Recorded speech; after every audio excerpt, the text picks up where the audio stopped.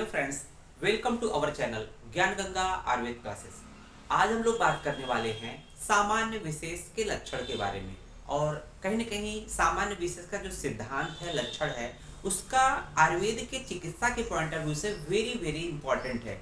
इसके बेस पे बहुत सारी चिकित्साएं की जाती है। जो चिकित्सा का जो बेस है, कहीं न कहीं सामान्य विशेष ही होता है। तो आइए किस तरह से उसको अप्लाई करेंगे, हम लोग उसको पहले उसके डिफिनीशन, उसके लक्षणों के बारे में जानते हैं और उसके कितने भेद बताए हैं आचार्यों ने, उसके बारे में बात करेंगे। तो यहाँ पर हम लोग जो सामान्य विशेष पढ़ रहे हैं, इससे पहले हम लोगों ने सड़ पदार्थ का एक वर्णन, हम लोगों ने एक पदार्थ वीडियो बनाया है, एक दो।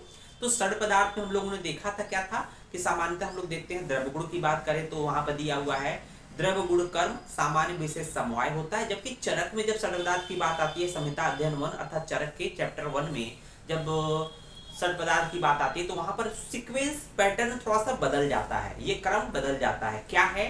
सामान्य विशेष गुण द्रव्य कर्म समवाय। तो पहला स्टार्टिंग में सामान्य और विशेष, तो उस सामान्य विशेष को अलग से पढ़ने को बोला है सिलेबस ने। इसका मतलब उसका इंपॉर्टेंट ज्यादा है। तो ये कहीं ना कहीं सामान्य विशेष को हम लोग अलग से पढ़ रहे हैं। तो देखेंगे यहाँ पर सामान्य विशेष के लक्षण यहाँ पर सिलेबस में दिया हुआ है। सामान्य और क्या है विशेष, तो देखेंगे यहाँ पर सामान्य विशेष के लक्षण। एक श्लोक आपके सामने दिखाई दे रहा है। श्लोक हम लोग दो श्लोक यहाँ पढ़ेंगे सामान्य विशेष को समझने के लिए। तो देखेंगे यहाँ पर श्लोक है, श्लोक नंबर 44 है, चरक सूत्र 1 का श्लोक नंबर 44 है। यहाँ पर देखेंगे आचार्य चाणक्य ने बहुत अच्छे तरह से एक्सप्लेन किया है कि सर्वदा सर्वभावानां सामान्य वृद्धि कारणम, सर्वदा सर्वभावानां सामान्य वृद्धि कारणम ह्रास हेतुर विशेषश्च प्रवृत्तिर उभयस्तु। इस श्लोक को आप वेरी वेरी इंपॉर्टेंट के पॉइंट ऑफ व्यू से रखिएगा। आपके एग्जाम में कुछ श्लोक भी आएंगे, उसको एक्सप्लेन करने होते हैं। आपके एग्जाम में श्लोक आएंगे, उसको विथ रेफरेंस संदर्भ सहित व्याख्या करनी पड़ती है। तो उसका एक्सप्लेनेशन हम लोग बताएंगे कैसे करना है, लेकिन ये वेरी वेरी इंपॉर्टेंट इस रेडी में श्लोक आता है। सर्वदा सर्वभावनां सामान्य वृद्धि कारणम ह्रास हेतु विशेषश्च प्रवृत्तिर उभयस्तु। श्लोक को अच्छे से पढ़े, अच्छे से समझे, तब कहीं जाके इसकी मीनिंग समझ में आएगा। तो देखेंगे सर्वदा सर्वभावनां, यहाँ हम लोगों ने मीनिंग भी लिखा है कि सदा सभी भावों की वृद्धि करने वाला सामान्य होता है। सर्वदा मतलब सदा, सर्व सभी भावों की वृद्धि करने वाला सामान्य होता है।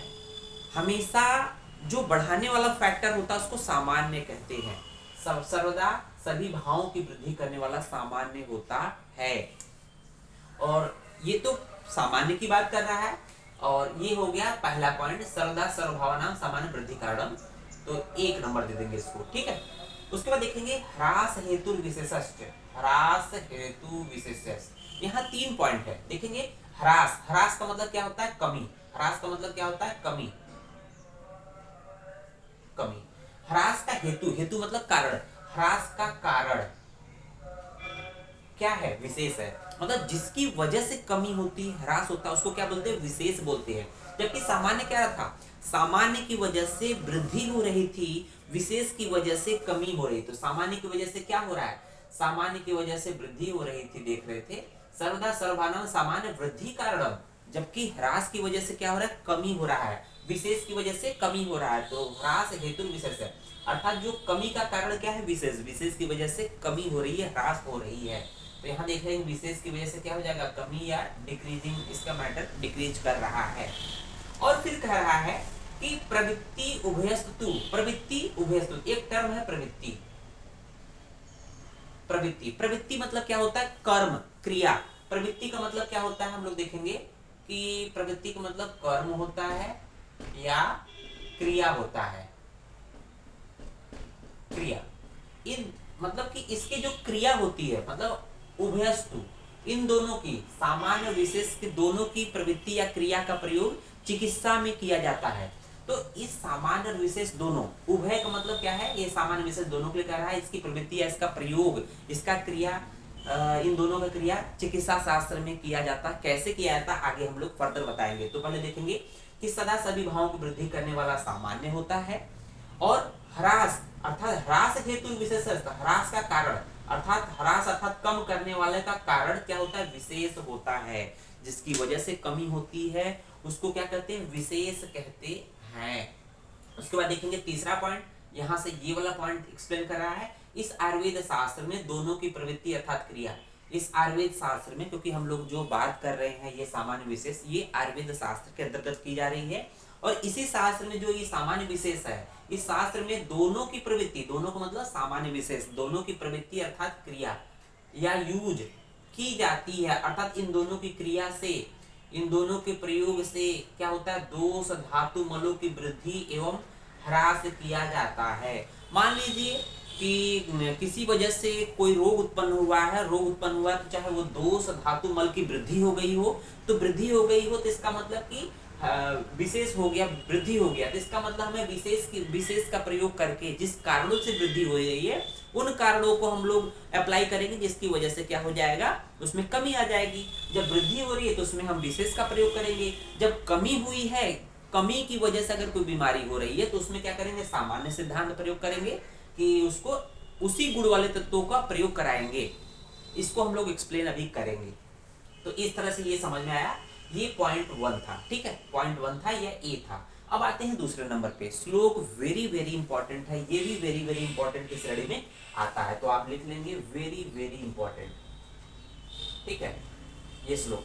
तो देखिए यहाँ पर क्या कह रहा है, सामान्य एकत्व कर्म, एक पॉइंट है सामान्य एकत्व कर्म, ठीक है।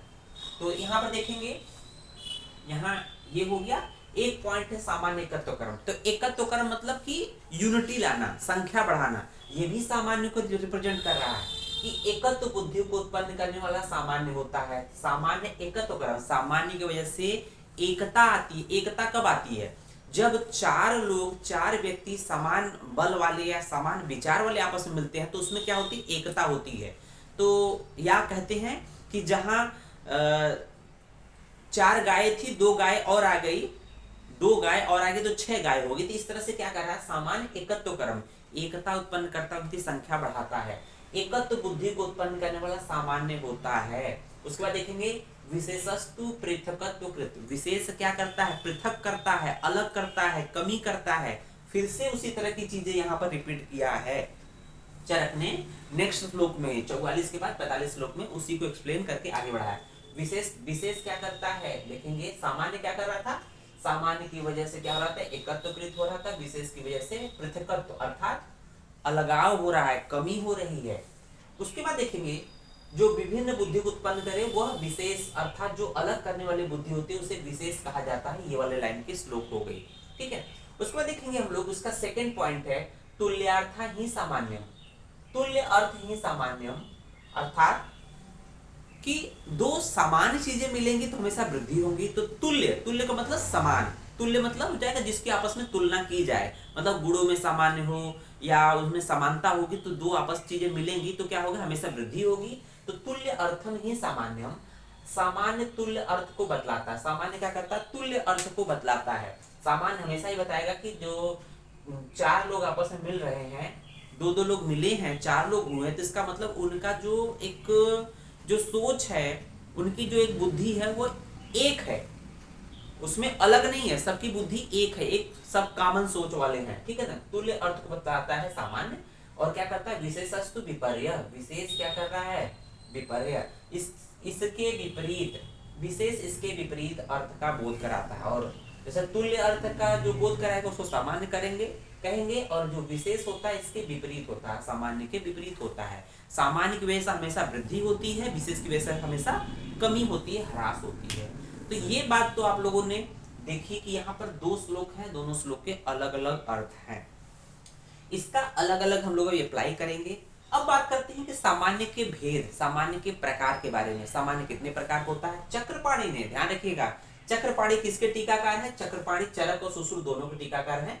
तो चक्रपाणी चरक के टीकाकार हैं, तरह से उन्होंने सुश्रुत संहिता पर भी टीका की, हम लोग इसके बारे में बात करेंगे। तो चक्रपाणी चरक सुश्रुत दोनों के टीकाकार हैं, लेकिन उन्होंने किस पर टीका की है, चक्रपाणी ने चरक के इस श्लोक पर, इन्हीं श्लोक पर टीका करके बताया है कि जो सामान्य होता है 3 प्रकार का होता है। एक पहला सामान्य द्रव्य सामान्य, दूसरा है गुण सामान्य, तीसरा है कर्म सामान्य। द्रव्य का मतलब कोई वस्तु हो गई, द्रव्य का मतलब कोई वस्तु हो गई। गुण का मतलब होता है उसकी क्वालिटी, कोई वस्तु है तो उसमें कोई ना कोई गुण होता है। और कर्म का मतलब जिससे कि हम लोग जो भी एक्शन करते हैं, जो चेष्टा करते हैं, प्रयास करते हैं, कर्म, तो उसका उन्होंने सामान्य बता दिया, अर्थात द्रव्य सामान्य, दूसरा गुण सामान्य, तीसरा कर्म सामान्य। ओके, फिर देखते हैं द्रव्य सामान्य का एप्लीकेशन कैसे होता है, द्रव्य सामान्य किसे कहेंगे। तो यहाँ पर एक एग्जांपल दिया द्रव्य सामान्य में, मांस के सेवन से मांस की वृद्धि, मांस के सेवन से मांस धातु की वृद्धि। ये मांस, ये द्रव्य है, ये मांस द्रव्य है, ठीक है, और ये मांस धातु है। जैसे कहते हैं किसी व्यक्ति में अगर मांस का क्षय हो गया हो तो उसको कहते हैं ना कि जैसे मान लीजिए ट्यूबरकुलोसिस हो गया, जिसको टीबी हो गया, क्षय हो गया, या बहुत ही दुबला पतला किसी वजह से, बीमारी की वजह से बहुत ज्यादा हेल्थ गिर गया है, जब उसका स्वास्थ्य ठीक हो जाता है तो कहते हैं ना मांस का सेवन कराइए, उसको मांस रस पिलाइए, खिलाइए, उसको बकरे का मांस, मुर्गे का मांस, मतलब विभिन्न मांस का सेवन कराने की बात कर रहा है। तो कह रहा है मांस द्रव्य का सेवन कराना है, मांस का सेवन कराना है, क्योंकि मांस की वृद्धि, मांस सेवन से मांस की वृद्धि होती है। ये कब कराते हैं, जब मांस की कमी रहेगी, तो उसको पूरा करने के लिए मांस का प्रयोग कराते हैं। तो यहाँ देखेंगे दिया हुआ है, इसको एक्सप्लेन करके, कि बकरे के मांस में जो मांसत्व है, बकरे के मांस में जो मांसत्व है, मांस का तत्व है, वह मनुष्य के मांस में भी पाया जाता है। तो इसका मतलब कि दोनों में समानता होती है, जिसकी वजह से मांस के सेवन से मांस की वृद्धि होती है। दूसरा देखेंगे गुण सामान्य। गुण सामान्य की बात करते हैं तो दुग्ध घृत से शुक्र की वृद्धि। मान लीजिए दुग्ध घृत का कोई व्यक्ति सेवन करता है, जो व्यक्ति देखते हैं ना कि जो व्यक्ति दूध और घृत का सेवन ज्यादा उपयोग करता है, वो बहुत, उसके शरीर में शुक्र धातु अर्थात शरीर बहुत ही स्थौल्य होता है। स्थौल्य का मतलब बहुत ही स्ट्रांग होता है, और शुक्र धातु मतलब शुक्र धातु की वृद्धि, इसका मतलब रस, रक्त, मांस में अस्थि, मज्जा सभी धातुएं पुष्ट है, शुक्र की वृद्धि हो रही है। इसका मतलब कि रस लेकर शुक्र सभी धातुओं की वृद्धि होगी। दुग्ध घृत के सेवन से शुक्र की वृद्धि। ऐसा क्यों हो रहा है, क्योंकि जो दुग्ध में गुड़ होता है, दुग्ध का गुड़ जो होता है, क्योंकि हम लोग गुड़ सामान्य की बात कर रहे हैं, दुग्ध में जो गुड़ है, दुग्ध एक द्रव्य है, लेकिन उसका जो गुड़ क्या होता है, मधुर स्निग्ध शीत गुड़ होता है। लेकिन उस और शुक्र धातु जो होती है, उसके गुण को देखेंगे तो उसमें मधुर स्निग्ध शीत गुण होता है। इसका मतलब दुग्ध घृत दोनों जो गुण होते हैं वो शुक्र गुण के समानता होते हैं। इसका मतलब दुग्ध और घृत का सेवन करने से शुक्र धातु की वृद्धि सामान्य रूप से होगी। तो ये सामान्य को डिफाइन कर रहा है। तीसरा हम लोग देखेंगे कर्म सामान्य। कर्म का मतलब हम कुछ ऐसी क्रियाएं करें जिसकी वजह से कोई चीज बढ़े। तो देखेंगे यहाँ पर कह रहा है दौड़ने से वात की वृद्धि। दौड़ने से क्या हो रहा है, हम लोग देखते हैं ना कि हम लोग बहुत तेजी से, अगर मान लीजिए बस ट्रेन छूट रही हो, दौड़ जाए तो हम लोग देखते हैं बहुत तेजी से श्वास प्रश्वास की प्रक्रिया हो जाती है, धड़कनें बढ़ जाती है, पल्पिटेशन होने लगता है। तो ये क्या है, ये बॉडी में रिप्रेजेंट करता है कि वात बढ़ गया, वात दोष की वृद्धि। अर्थात वात दोष की वृद्धि का मतलब नर्वस सिस्टम हम लोग का एक्टिवेट हो जाता है वात दोष की वजह से। तो किसकी वजह से दौड़ रहे हैं, दौड़ने से, रनिंग से वात दोष की वृद्धि हो रही है। और जबकि जब कहते हैं ना कि बहुत आप ठंड का मौसम आ गया है, पूरे दिन बिस्तर में पड़े रहिए, उसकी वजह से आपका शरीर स्थूल हो जाएगा। आप कुछ कम खाएंगे लेकिन आप मोटे हो जाएंगे, क्योंकि यहाँ पर सोने का मतलब आराम करने से कफ की वृद्धि होती है, और कफ की वजह से शरीर में स्थूलता आती है, वात की वजह से शरीर में कृशता आती है। वात बढ़ेगा तो शरीर पतला होगा। देखते हैं वात प्रकृति का पुरुष दुबला पतला होता है, जबकि कफ प्रकृति पुरुष जो होता है व्यक्ति स्थौल्य होता है, मतलब हृष्ट पुष्ट होता है, मोटा होता है। तो ये आपने द्रव्य सामान्य, गुण सामान्य, कर्म सामान्य को समझा। ठीक है, अब आइए देखते हैं, जब द्रव्य सामान्य सब हो गया, अब देखते हैं विशेष, क्योंकि हम लोग को सामान्य विशेष पढ़ना था। विशेष का मतलब क्या है कि यहाँ पर चक्रपाणी ने विशेष के 3 भेद बोले हैं, द्रव्य विशेष, गुण विशेष, कर्म विशेष। ओके, तो यहाँ पर देखेंगे द्रव्य विशेष। अभी तक सामान्य में क्या हो रहा था कि जो चीज, कोई चीज कमी है तो उसके बढ़ा दिया जाता था। अब यहाँ पे विशेष क्या है, जस्ट अपोजिट है। विशेष का मतलब जिसकी वजह से कमी आए। तो यहाँ देखेंगे द्रव्य विशेष में अस्थि मांस से विशेष भिन्न है। अस्थि जो होता है, अस्थि धातु मांस धातु से भिन्न है, विशेष है। अस्थि धातु जो होती है मांस धातु से विशेष अर्थात भिन्न है। तो अब इसका एप्लीकेशन कैसे होगा, ये हम लोग जानते हैं थ्योरेटिकली कि जो अस्थि धातु होती है मांस धातु से भिन्न होती है, विशेष होती है। अर्थात मांस धातु की वृद्धि होने पर, अगर शरीर में मांस धातु की वृद्धि हो रही है, अगर व्यक्ति अस्थि धातु का सेवन कर रहा है तो मांस धातु का क्षय होगा। विशेष का मतलब कि क्षय होना, कमी करना। तो अस्थि और मांस आपस में एक दूसरे के अपोजिट गुण वाले होते हैं। मांस धातु के शरीर में मान लीजिए वृद्धि हो गई, मान लीजिए कोई व्यक्ति बहुत हृष्ट पुष्ट हो गया, उसमें बहुत ज्यादा स्थूलता आ गई, मांस धातु की वृद्धि हो गई, तो क्या करना है, उसके अस्थि का प्रयोग करना है। या अस्थि धातु की वृद्धि हो रही तो उसको मांस धातु का सेवन कराना है। अस्थि धातु की वृद्धि हो जाएगी तो मांस धातु की वृद्धि हो गई तो अस्थि धातु, जो कि एक दूसरे के वाइस वर्सा रिवर्स होते हैं। ये तो था द्रव्य विशेष। अब आते हैं गुण विशेष। गुण विशेष की बात करेंगे तो कहते हैं ना, वात दोष की वृद्धि होती है। जैसे हम लोग कहते हैं कि ठंड के दिनों में अभी जैसे शीत ऋतु चल रही है, तो उसकी वजह से क्या होता है, देखेंगे स्किन जो होती है बहुत रूखी सूखी हो जाती है, रुक्षता आ जाती है। तो रुक्षता होने की वजह से, रुक्षता होने का मतलब वात दोष बढ़ गया है। अब उसको समन करने के लिए हम लोग क्या यूज करते हैं, स्निग्ध चीजें, तेल, वैसलीन या मॉइस्चराइजर, इस तरह की चीजें, अर्थात जिसमें स्नेह गुण होता है उसका यूज करते हैं। तो क्या देखते हैं, वात दोष की वृद्धि से वात दोष की वृद्धि होती है जब, तो तेल का प्रयोग करते हैं। तो वात दोष का गुण क्या है, रुक्ष शीत लघु होता है, जबकि तेल का गुण क्या है, देखेंगे रुक्ष का अपोजिट स्निग्ध, शीत का अपोजिट उष्ण, लघु का अपोजिट गुरु। तो कहीं ना कहीं ये अपोजिट गुणों की वृद्धि होती, अपोजिट गुणों की वजह से उसको कम किया जाता है। एक तरह से चिकित्सा का पॉइंट ऑफ व्यू से है, ये थ्योरी है। देन थर्ड पॉइंट देखेंगे कर्म विशेष। कर्म विशेष देखेंगे तो जैसे देखते हैं ना, अभी तक क्या था कर्म विशेष, कर्म सामान्य में, कर्म सामान्य में दौड़ने से वात वृद्धि हो रही थी, सोने से कब वृद्धि हो रही है। मान लीजिए कोई व्यक्ति दौड़ गया, खूब दौड़ गया है, वात वृद्धि हो गई है, वात वृद्धि हो गई है तो उसको नॉर्मल लाना है। तो क्या करेंगे, वायु चल गुण होता है, वायु का चल गुण है, चल गुण मतलब हमेशा चलने फिरने वाला होता है। बैठना सोना या कर्म, बैठना सोना का ये जो कर्म है, ये क्या करता है, स्थिरता उत्पन्न करता है। तो चल गुण को कम करता है, चल गुण को कम करेगा क्या, बैठना और सोना, मतलब आराम करना, बैठना और सोना क्या करेगा, उसके जो चल गुण है, चल गुण में को जो तेज ज्यादा बढ़ गया तो उसको थोड़ा सा नॉर्मल लाएगा। तो उसके क्या करेगा, स्थिरता उत्पन्न करेगा, उसको थोड़ा सा स्थिर करेगा, करने वाला विशेष होता है। अर्थात वात की वृद्धि में बैठना सोना या आराम करना, रेस्ट करना लाभदायक होता है। तो कुछ इस तरह से हम लोगों ने सामान्य विशेष गुण के बारे में वर्णन किया।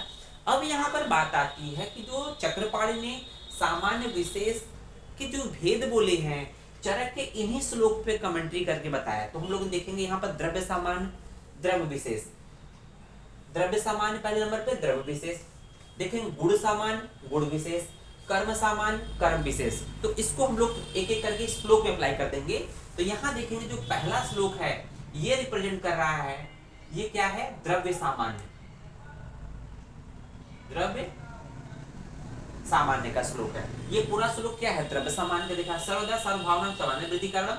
और ये जो श्लोक है ये क्या, किसको रिप्रेजेंट कर रहा है, ये द्रव्य विशेष को रिप्रेजेंट कर रहा है। ये क्या है, ये वाला श्लोक क्या है, द्रव्य विशेष। ठीक है, हो गया, द्रव्य सामान्य पहला हो गया, द्रव्य विशेष इसका ये हो गया। अब आते हैं दूसरा नंबर पे क्या है, गुण सामान्य गुण विशेष। तो ये जो श्लोक है सामान्य एकत्व कर्म, सामान्य ही एकत्व कर्म, ये रिप्रेजेंट क्या कर रहा है, ये आपका गुण सामान्य, ये श्लोक गुण सामान्य को रिप्रेजेंट कर रहा है। ठीक है, सामान्य एकत्व कर्म किसको बता रहा है, सामान्य गुण सामान्य को, और विशेषस्तु पृथकत्व कृत, विशेषस्तु पृथकत्व कृत, दोनों ये पॉइंट जो होते हैं ये गुण विशेष को रिप्रेजेंट कर रहा है। तो ये किसको बताएगा, गुण विशेष, गुण विशेष। तो देखेंगे ये वाला जो है गुण सामान्य, ये वाला गुण विशेष। तीसरा पॉइंट जो तीसरा है कर्म सामान्य कर्म विशेष, तो ये तुल्यार्था ही सामान्यम, ये क्या कर रहा है, कर्म, कर्म सामान्य, ठीक है ना। और विशेषस्तु विपर्य, ये लास्ट वाला पॉइंट जो होता है ये किसको रिप्रेजेंट कर रहा है, ये एक तरह से कर्म विशेष, कर्म विशेष को इंडिकेट करता है। तो इस तरह से आप एक्सप्लेन करेंगे, चाहे आपका 5 नंबर में आए चाहे 10 नंबर में आए, आपको फुल के फुल मार्क्स मिलेंगे। उम्मीद है वीडियो लेक्चर समझ में आया होगा। वीडियो को शेयर कर जरूर करें, लाइक जरूर करें, कमेंट करें अगर अच्छा लगा हो। साथ ही साथ अगर चैनल पे नए हैं तो वीडियो सब्सक्राइब जरूर करें। धन्यवाद।